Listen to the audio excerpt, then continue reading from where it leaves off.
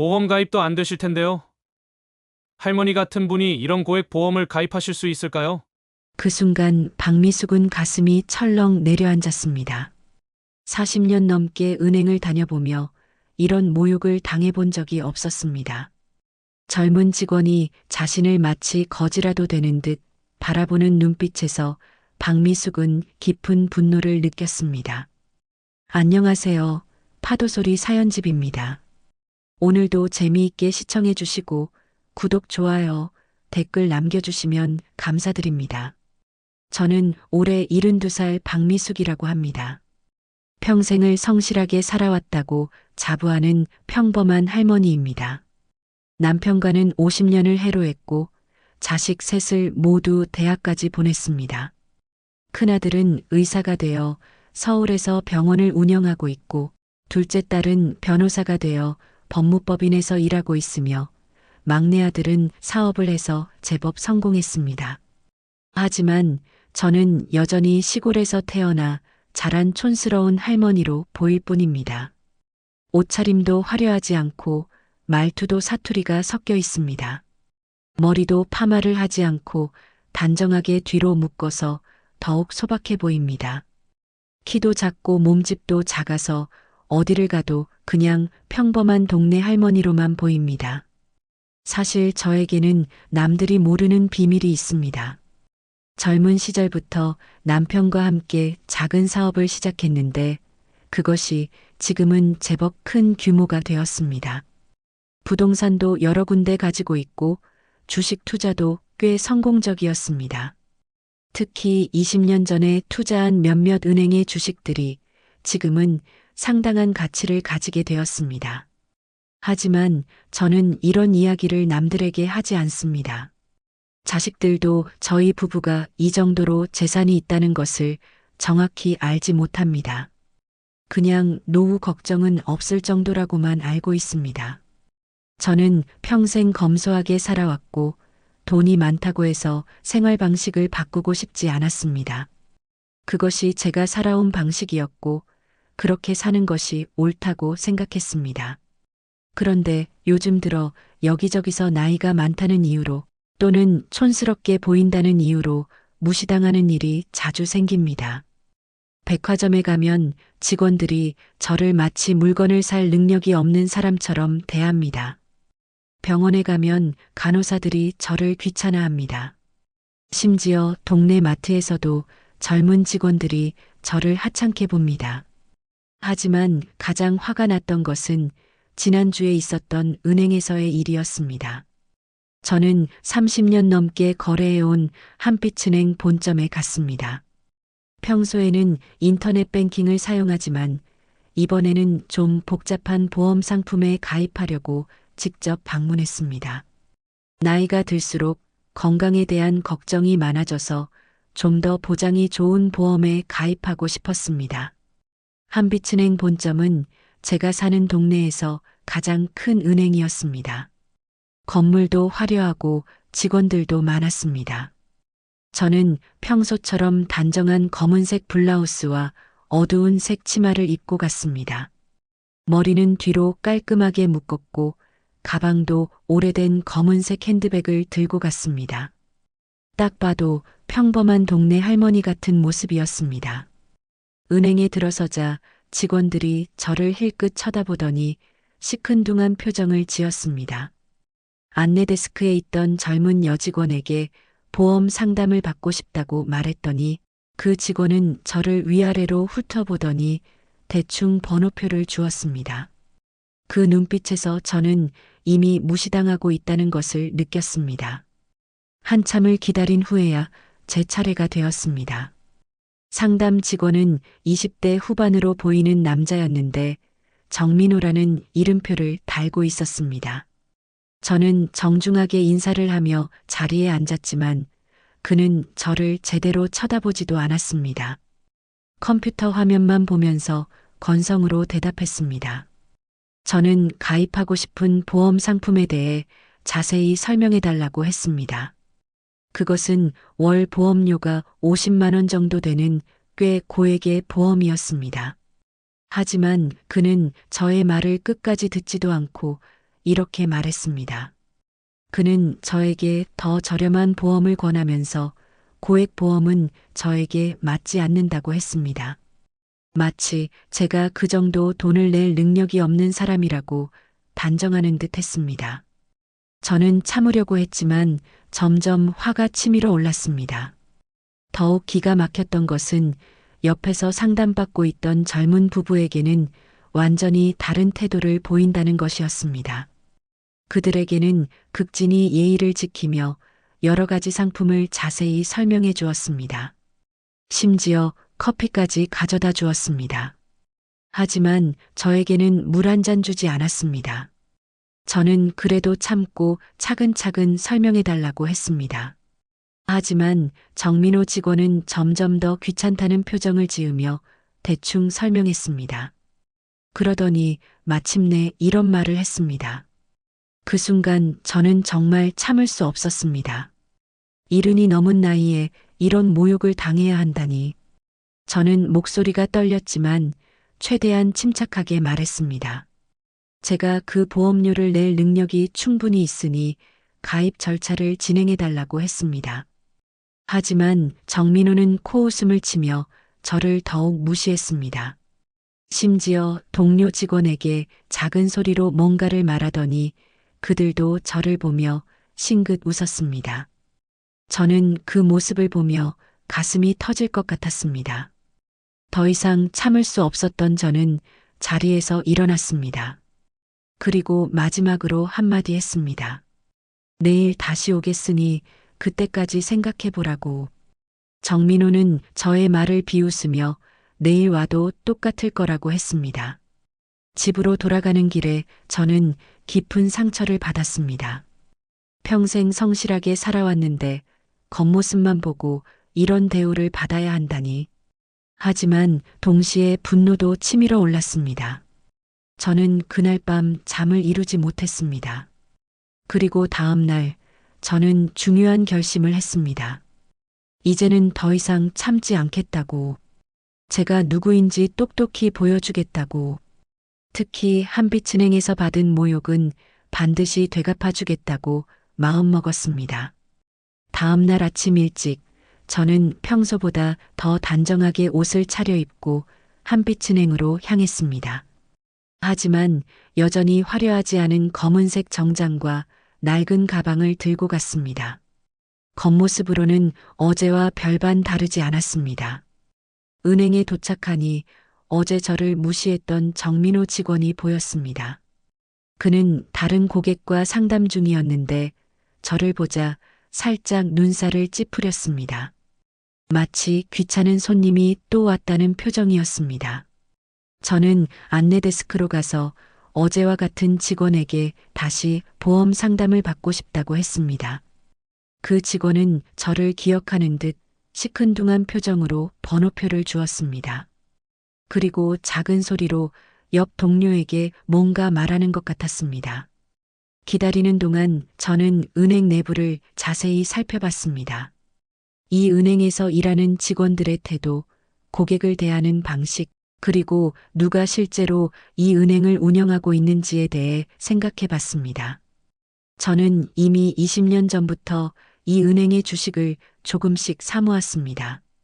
처음에는 작은 금액이었지만 시간이 지나면서 계속 추가 매수했습니다. 한빛은행은 지방 중소은행으로 시작해서 지금은 전국 규모의 은행으로 성장했습니다. 저는 이 은행의 성장 가능성을 일찍 알아보고 꾸준히 투자했습니다. 그 결과 지금은 이 은행의 주식을 상당량 보유하고 있습니다. 정확히 말하면 개인 투자자 중에서는 최대 주주입니다. 하지만 저는 이런 사실을 누구에게도 말하지 않았습니다. 주주총회에도 참석하지 않았고 경영진과도 별다른 접촉을 하지 않았습니다. 그냥 조용히 배당금만 받으며 지냈습니다. 저에게는 그것으로 충분했습니다. 드디어 제 차례가 되어 정민호 직원 앞에 다시 앉았습니다. 그는 저를 보자마자 짜증이 난다는 표정을 지었습니다. 그리고 이렇게 말했습니다. 정민호는 어제 제가 말한 보험 상품에 대해 다시 한번 부정적인 반응을 보였습니다. 그는 저에게 더 저렴한 상품을 권하면서 제 나이와 경제력으로는 고액보험이 부담될 거라고 했습니다. 저는 차근차근 설명했습니다. 제가 그 보험료를 감당할 수 있는 충분한 자산이 있다고, 그러니 절차를 진행해 달라고 했습니다. 하지만 정민호는 여전히 의심스럽다는 표정이었습니다. 그러더니 그는 더욱 무례한 말을 했습니다. 보험 가입을 위해서는 소득 증빙이 필요한데 제가 과연 그런 서류를 제출할 수 있을지 의문이라고 했습니다. 그리고 혹시 자식들이 보험료를 대신 내는 것은 아닌지, 그렇다면 자식들이 직접 와서 가입해야 한다고 했습니다. 저는 점점 화가 났지만 참았습니다. 그리고 제가 직접 보험료를 낼 것이며 필요한 서류도 모두 준비할 수 있다고 말했습니다. 하지만 정민호의 태도는 달라지지 않았습니다. 더욱 기가 막힌 것은 그 순간 젊은 여성 고객이 옆 창구로 왔는데 그녀에게는 완전히 다른 태도를 보인다는 것이었습니다. 정민호는 그 고객에게는 친절하게 인사하며 자세한 상담을 해주었습니다. 심지어 같은 보험 상품에 대해서도 적극적으로 추천했습니다. 저는 그 모습을 보며 이것이 단순히 보험료 문제가 아니라는 것을 깨달았습니다. 이들은 저를 아예 고객으로 인정하지 않고 있었습니다. 나이 많고 촌스러운 할머니는 이 은행에 어울리지 않는다고 생각하는 것 같았습니다. 정민호는 계속해서 저에게 다른 은행을 이용해 보라고 권했습니다. 아니면 동네 작은 지점에서 간단한 상품에 가입하는 것이 어떻겠냐고 했습니다. 그 말을 들으며 저는 이들이 얼마나 저를 무시하고 있는지 확실히 알았습니다. 그때 옆에서 상담받던 다른 고객이 저를 힐끗 보더니 작은 소리로 뭔가 말했습니다. 정확히 들리지는 않았지만 저에 대한 좋지 않은 내용인 것 같았습니다. 정민호도 그 말을 듣고 웃었습니다. 저는 더 이상 참을 수 없었습니다. 하지만 아직은 때가 아니라고 생각했습니다. 저는 자리에서 일어나며 정민호에게 마지막으로 물었습니다. 정말로 저 같은 고객은 이 은행에 어울리지 않는다고 생각하는지를 말입니다. 정민호는 주저하지 않고 대답했습니다. 물론 모든 고객을 환영하지만 현실적으로 고객의 수준에 맞는 상품을 권하는 것이 서로에게 도움이 된다고 했습니다. 그리고 저 같은 연세의 고객분들은 보통 작은 지점에서 간단한 업무를 보시는 것이 편하실 거라고 했습니다. 그 순간 저는 확신했습니다. 이들은 저를 완전히 무시하고 있다는 것을, 그리고 제가 누구인지 알면 어떤 반응을 보일지 궁금했습니다. 저는 은행을 나서며 마지막으로 정민호에게 말했습니다. 내일 다시 오겠다고, 그때는 좀 더 확실한 방법으로 오겠다고 했습니다. 정민호는 그 말을 듣고 동료들과 함께 웃었습니다. 마치 저의 말을 진지하게 받아들이지 않는다는 듯이 말입니다. 집으로 돌아가는 길에 저는 깊이 생각했습니다. 이제는 더 이상 참을 필요가 없다고 느꼈습니다. 20년 넘게 조용히 지내며 제 정체를 숨겨왔지만 이제는 보여줄 때가 된 것 같았습니다. 그날 저녁 저는 오랫동안 보지 않았던 서류들을 꺼내봤습니다. 한빛은행 주식 보유 증명서, 배당금 지급 내역서, 그리고 기타 투자 관련 서류들이었습니다. 이 서류들을 보며 저는 제가 얼마나 큰 영향력을 가지고 있는지 다시 한번 확인했습니다. 한빛은행의 개인 최대주주로서 저는 이 은행의 경영진과 언제든 연락할 수 있는 위치에 있었습니다. 하지만 지금까지 그런 권한을 사용한 적이 없었습니다. 조용히 배당금만 받으며 지냈습니다. 하지만 이제는 달랐습니다. 저는 한빛은행이 고객을 어떻게 대하는지, 특히 나이 많은 고객들을 어떻게 차별하는지 똑똑히 봤습니다. 이것은 단순히 개인적인 모욕의 문제가 아니었습니다. 은행의 고객 서비스 철학 자체에 문제가 있다고 생각했습니다. 저는 그날 밤 한빛은행 홈페이지에 들어가서 경영진 정보를 자세히 살펴봤습니다. 은행장부터 시작해서 각 부서의 임원들, 그리고 고객 서비스 담당자들의 연락처까지 모두 확인했습니다. 그리고 저는 중요한 결정을 내렸습니다. 내일은 정말로 다른 방법으로 한빛은행을 방문하기로 했습니다. 더 이상 평범한 할머니로서가 아니라 한빛은행 최대주주로서 가기로 했습니다. 다음 날이 기대되면서도 한편으로는 걱정이 되었습니다. 20년 넘게 유지해온 조용한 생활이 끝날 수도 있다는 생각이 들었습니다. 하지만 더 이상 이런 무시와 차별을 당하고 싶지 않았습니다. 셋째 날, 저는 다시 한빛은행을 방문했습니다. 이번에도 평소와 같은 소박한 차림새였습니다. 하지만 이번에는 가방 안에 특별한 서류들을 준비해 갔습니다. 아직 꺼낼 생각은 없었지만 만약의 경우를 대비해서였습니다. 은행에 들어서자 어제와 똑같은 분위기였습니다. 직원들은 저를 보며 또 왔다는 표정을 지었습니다. 안내 데스크의 직원은 저를 보자마자 한숨을 쉬며 번호표를 건네주었습니다. 기다리는 동안 저는 은행 내부의 분위기를 더 자세히 관찰했습니다. 다른 고객들이 어떤 대우를 받는지, 직원들이 어떤 기준으로 고객을 구분하는지 유심히 봤습니다.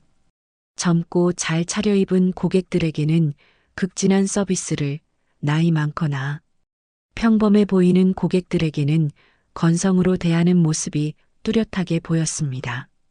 드디어 정민호 직원 앞에 다시 앉게 되었습니다. 그는 저를 보자마자 노골적으로 짜증을 냈습니다. 그리고 이렇게 말했습니다. 정민호는 저에게 이제 그만 포기하라고 했습니다. 제가 원하는 보험은 저에게 맞지 않으니 다른 곳을 알아보라고 했습니다. 그 말투는 이미 예의를 벗어난 수준이었습니다. 저는 침착하게 말했습니다. 저에게도 그 보험에 가입할 권리가 있다고, 그러니 절차를 진행해 달라고 했습니다. 하지만 정민호는 더욱 노골적으로 거부했습니다. 그는 제가 보험료를 제대로 낼 수 있을지 의문이라고 했습니다. 그리고 나중에 문제가 생기면 은행에서 책임질 수 없다고 했습니다. 마치 저를 사기꾼 취급하는 듯한 말투였습니다. 저는 점점 분노가 치밀어 올랐지만 여전히 참았습니다. 그리고 제가 충분한 자산을 가지고 있다는 것을 증명하겠다고 했습니다. 통장을 보여주겠다고 했습니다. 하지만 정민호는 그것도 거부했습니다. 통장 잔고가 있다고 해서 지속적으로 보험료를 낼 수 있다는 보장은 없다고 했습니다. 그리고 이런 말까지 했습니다. 그 순간 저는 정말 참을 수 없었습니다. 하지만 더 충격적인 일이 기다리고 있었습니다. 정민호는 갑자기 목소리를 높였습니다. 다른 고객들도 들을 수 있을 정도로 큰 소리로 말했습니다. 저 같은 고객 때문에 다른 고객들에게 피해가 간다고, 이제 그만 다른 곳을 가라고 했습니다. 주변 고객들이 저를 바라보기 시작했습니다. 그들의 시선에는 호기심과 동정, 그리고 약간의 무시가 섞여 있었습니다. 저는 그 순간 너무나 창피하고 분했습니다. 더욱 기가 막힌 것은 다른 직원들까지 이 상황을 구경하고 있다는 것이었습니다. 그들은 제가 곤란해하는 모습을 보며 서로 눈짓을 주고받았습니다. 심지어 작게 웃는 직원도 있었습니다. 정민호는 계속해서 큰 소리로 말했습니다. 저에게는 이 은행이 맞지 않으니 동네 작은 은행을 이용하라고, 거기서 저축 정도나 하라고 했습니다. 그리고 보험 같은 복잡한 상품은 저 같은 사람에게는 필요 없다고 했습니다. 저는 그 순간 눈물이 날 것 같았습니다. 이른이 넘은 나이에 이런 굴욕을 당해야 한다니. 평생 성실하게 살아왔는데 겉모습만 보고 이렇게 대한다니. 하지만 정민호는 여기서 멈추지 않았습니다. 그는 더욱 심한 말을 했습니다. 그는 저에게 현실을 인정하라고 했습니다. 제 나이에 제 경제력으로는 이런 고급 서비스를 받을 자격이 없다고 했습니다. 그리고 이런 말까지 했습니다. 주변에 있던 다른 고객들도 이제 저를 완전히 이상한 사람으로 보고 있었습니다. 어떤 사람은 고개를 저으며 안타까워했고 어떤 사람은 귀찮다는 표정을 지었습니다. 저는 그 순간 너무나 절망스러웠습니다. 제가 이 은행의 최대 주주라는 사실을 아무도 모르고 있었습니다. 모든 사람들이 저를 그냥 고집센 할머니로만 보고 있었습니다. 정민호는 마지막으로 이렇게 말했습니다. 더 이상 시간을 낭비하지 말고 나가달라고 아니면 경비를 부르겠다고 했습니다. 그 순간 저는 정말 모든 것을 포기하고 싶었습니다. 그냥 집으로 돌아가서 조용히 살고 싶었습니다. 더 이상 이런 굴욕을 당하고 싶지 않았습니다. 하지만 그때 정민호가 동료에게 하는 말을 들었습니다. 그들은 저에 대해 이야기하면서 웃고 있었습니다. 마치 제가 재미있는 구경거리라도 되는 듯이 말입니다. 저는 그 순간 깊은 분노를 느꼈습니다.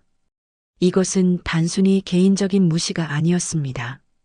이들은 나이 많은 고객들을 아예 인간으로 취급하지 않고 있었습니다. 주변의 다른 고객들도 이제 저를 완전히 귀찮은 존재로 보고 있었습니다. 어떤 사람은 직원에게 다른 창구로 안내해달라고 요청하기도 했습니다.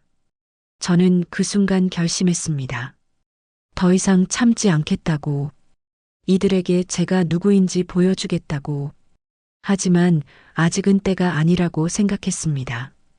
저는 자리에서 일어나며 정민호에게 마지막으로 말했습니다. 정말로 후회하지 않겠느냐고, 저를 이렇게 대해도 괜찮다고 생각하느냐고 물었습니다. 정민호는 그 말을 듣고 비웃었습니다. 그리고 이렇게 말했습니다. 저는 그 말을 듣고 더 이상 참을 수 없었습니다. 하지만 여기서 감정적으로 대응하면 안 된다고 생각했습니다.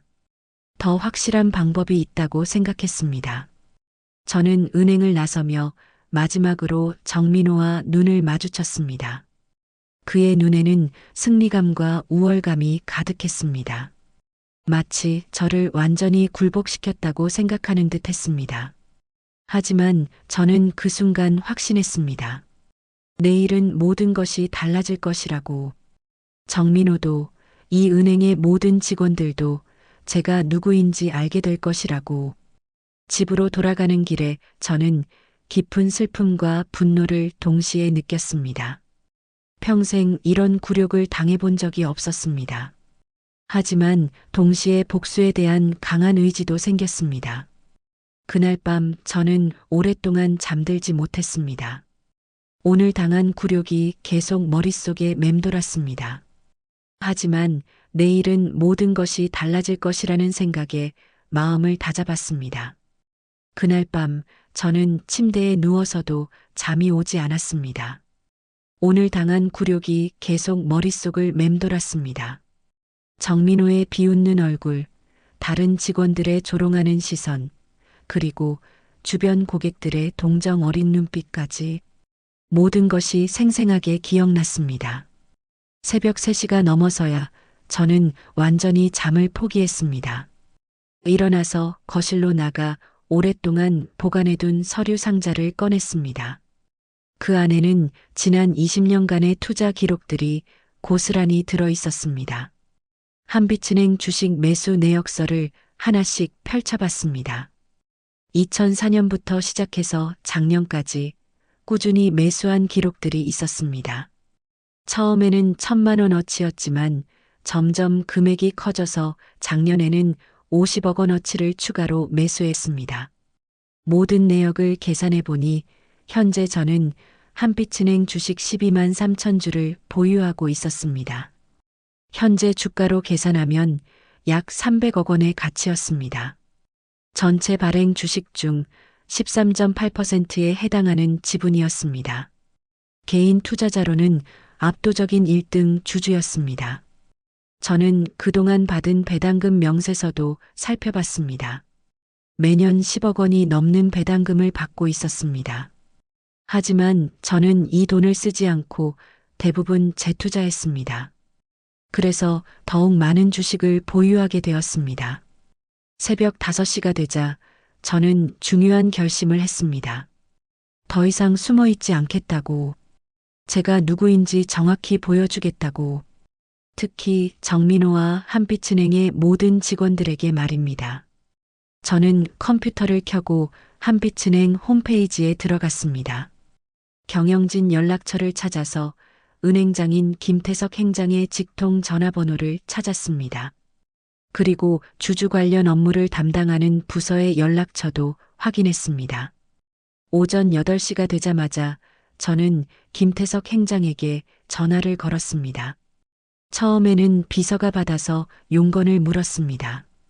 저는 한빛은행 최대 주주라고 소개하며 행장과 직접 통화하고 싶다고 했습니다. 비서는 처음에 반신반의했습니다. 하지만 제가 주주번호와 보유 주식수를 정확히 말하자 놀라며 잠시만 기다리라고 했습니다. 잠시 후 김태석 행장이 직접 전화를 받았습니다. 그는 매우 정중한 목소리로 인사했습니다.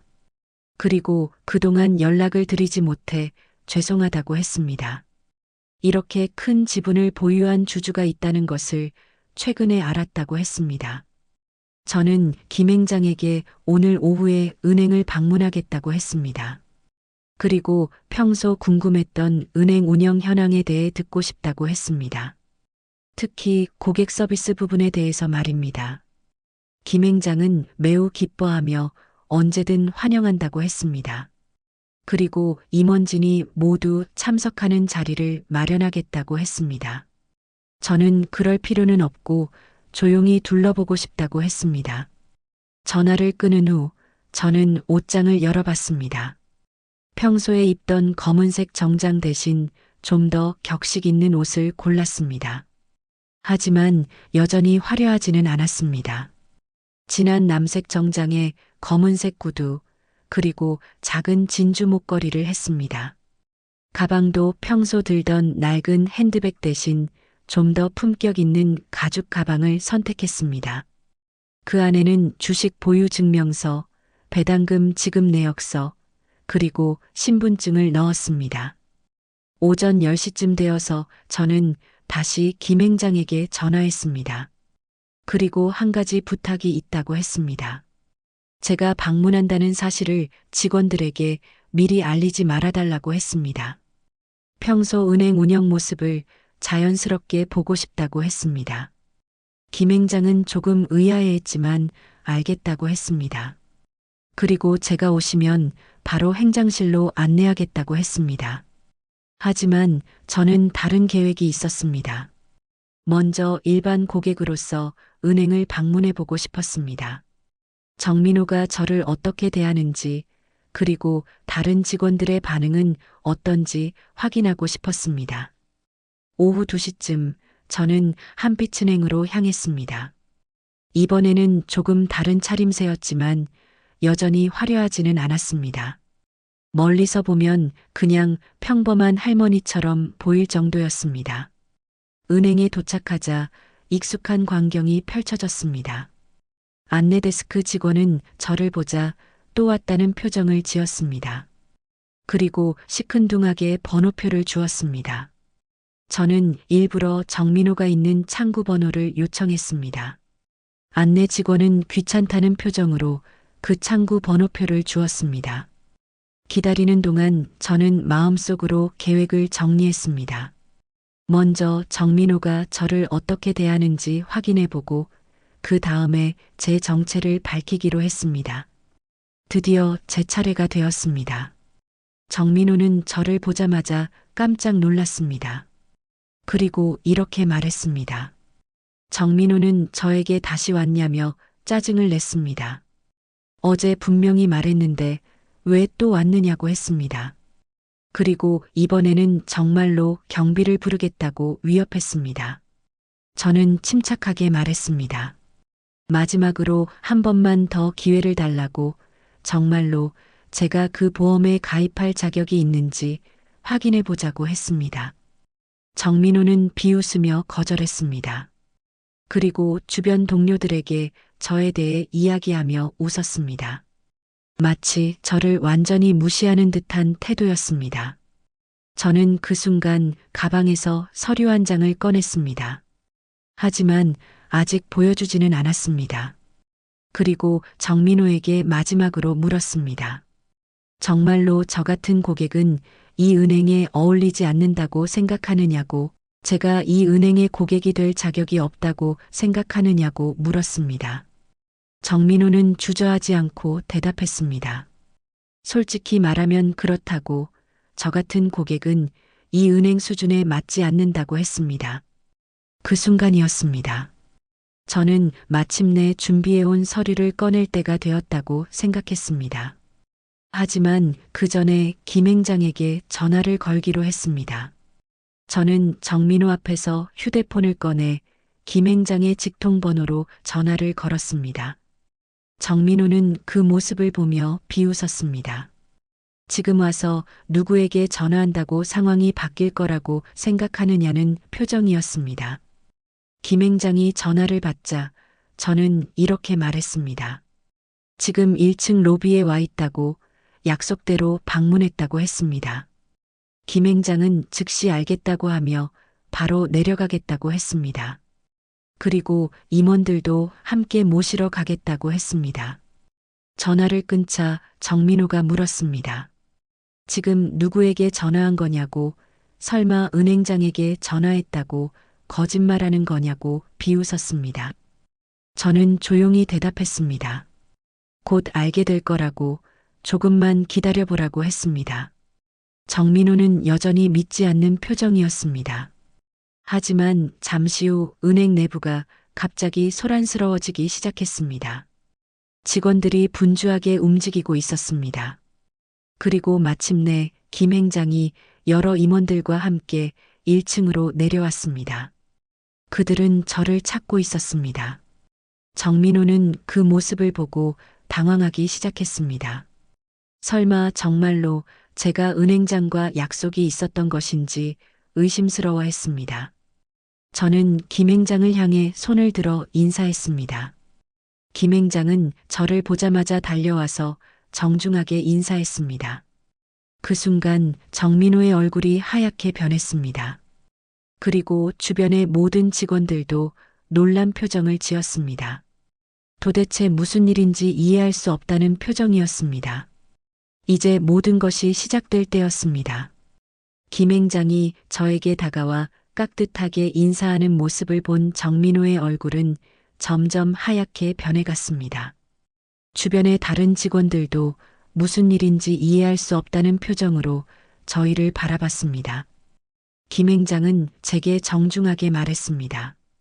그동안 연락을 드리지 못해 정말 죄송했다고, 이렇게 직접 방문해 주셔서 영광이라고 했습니다. 그리고 행장실로 모시겠다고 했습니다. 하지만 저는 김 행장을 제지했습니다. 그리고 조용히 말했습니다. 행장실로 가기 전에 잠깐 이야기할 것이 있다고, 이 직원과 먼저 대화를 나누고 싶다고 했습니다. 김 행장은 의아해하며 정민호를 바라봤습니다. 정민호는 이미 식은땀을 흘리며 떨고 있었습니다. 무슨 일인지 짐작은 가지만 아직 정확히 상황을 파악하지 못하고 있었습니다. 저는 정민호를 바라보며 차근차근 말했습니다. 지난 사흘 동안 이 직원이 저를 어떻게 대했는지 설명하기 시작했습니다. 어떻게 무시당했는지, 어떤 모욕적인 말을 들었는지 하나하나 말했습니다. 김 행장의 표정이 점점 굳어졌습니다. 그리고 주변에 모인 임원들도 충격을 받은 듯한 표정을 지었습니다. 정민호는 이제 완전히 상황을 이해한 듯 온몸이 떨리고 있었습니다. 저는 계속해서 말했습니다. 정민호가 저에게 한 말들을 그대로 전했습니다. 보험 가입도 안 될 거라는 말, 이 은행에 어울리지 않는다는 말, 현실을 인정하라는 말까지 모두 말했습니다. 김행장은 정민호를 노려보며 물었습니다. 정말로 그런 말을 했느냐고, 고객에게 그런 식으로 대했느냐고 다그쳤습니다. 정민호는 더 이상 변명할 수 없었습니다. 그는 떨리는 목소리로 죄송하다고 말했습니다. 하지만 아직도 제가 누구인지 정확히 알지 못하고 있었습니다. 그때 저는 가방에서 서류를 꺼냈습니다. 한빛은행 주식 보유 증명서였습니다. 그리고 김행장에게 건네주며 말했습니다. 김행장이 서류를 보자 깜짝 놀랐습니다. 그리고 주변 임원들에게도 보여주었습니다. 모든 사람들이 충격을 받은 표정을 지었습니다. 김행장은 떨리는 목소리로 말했습니다. 정민호에게 이분이 누구신지 아느냐고, 이분이 바로 우리 은행의 최대 주주라고 소개했습니다. 그 순간 정민호는 완전히 무너졌습니다. 다리에 힘이 풀려 의자에 주저앉았습니다. 얼굴은 새하얗게 변했고 식은땀이 줄줄 흘렀습니다. 주변에 있던 다른 직원들도 모두 놀란 표정이었습니다. 그들이 그동안 무시했던 할머니가 바로 은행의 주인이었다는 사실에 충격을 받았습니다. 저는 정민호를 바라보며 조용히 물었습니다.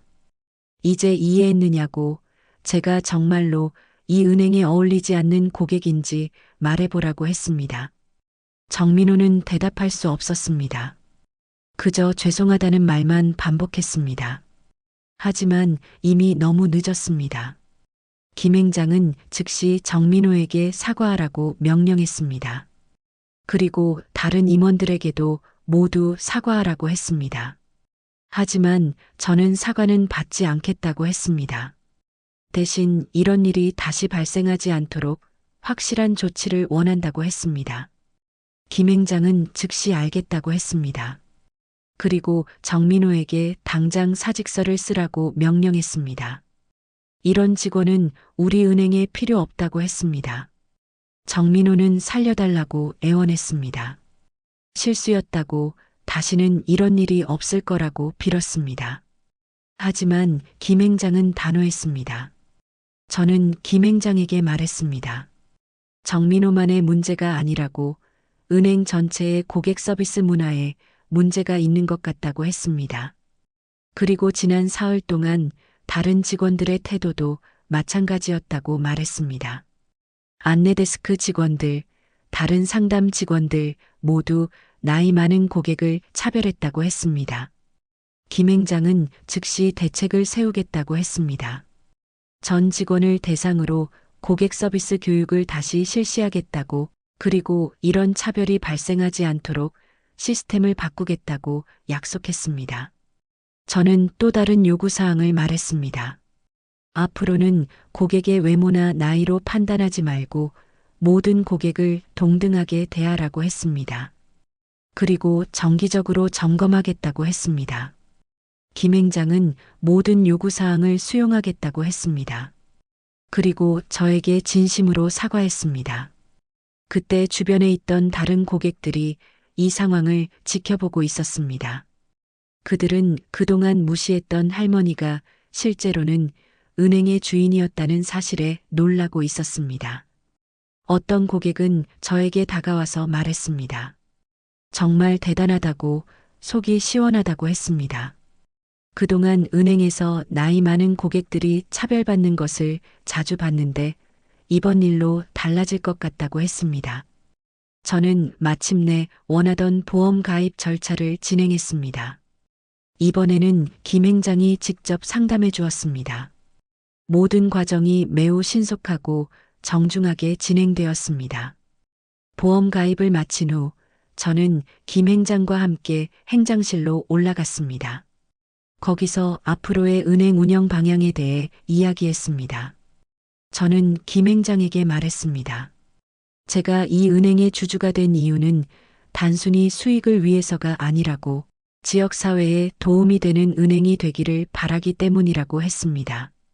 특히 나이 많은 고객들이나 경제적으로 어려운 고객들도 차별받지 않고 좋은 서비스를 받을 수 있는 은행이 되기를 원한다고 했습니다. 김행장은 제 뜻을 충분히 이해한다고 했습니다. 그리고 앞으로는 모든 고객을 동등하게 대하는 것을 은행의 핵심 가치로 삼겠다고 약속했습니다. 1시간 정도 대화를 나눈 후 저는 은행을 나섰습니다. 나올 때 로비에서 직원들이 모두 정중하게 인사했습니다. 특히 안내데스크 직원들은 매우 공손한 태도로 배웅해 주었습니다. 정민호는 이미 자리에 없었습니다. 김행장의 말에 따르면 즉시 사직 처리되었다고 했습니다. 집으로 돌아가는 길에 저는 복잡한 감정을 느꼈습니다. 한편으로는 속이 시원했지만 다른 한편으로는 이런 일이 생겼다는 것 자체가 안타까웠습니다. 하지만 이제는 달라질 거라고 생각했습니다. 적어도 한빛은행에서는 나이나 외모로 고객을 차별하는 일이 없어질 거라고 믿었습니다. 며칠 후 김행장에게서 연락이 왔습니다. 전 직원을 대상으로 고객 서비스 교육을 실시했다고, 그리고 고객 차별 방지를 위한 새로운 규정을 만들었다고 보고했습니다. 또한 정기적으로 고객 만족도 조사를 실시해서 이런 문제가 재발하지 않도록 하겠다고 약속했습니다. 일주일 후 저는 다시 한빛은행을 방문해 봤습니다. 이번에는 평소처럼 소박한 차림으로 갔습니다.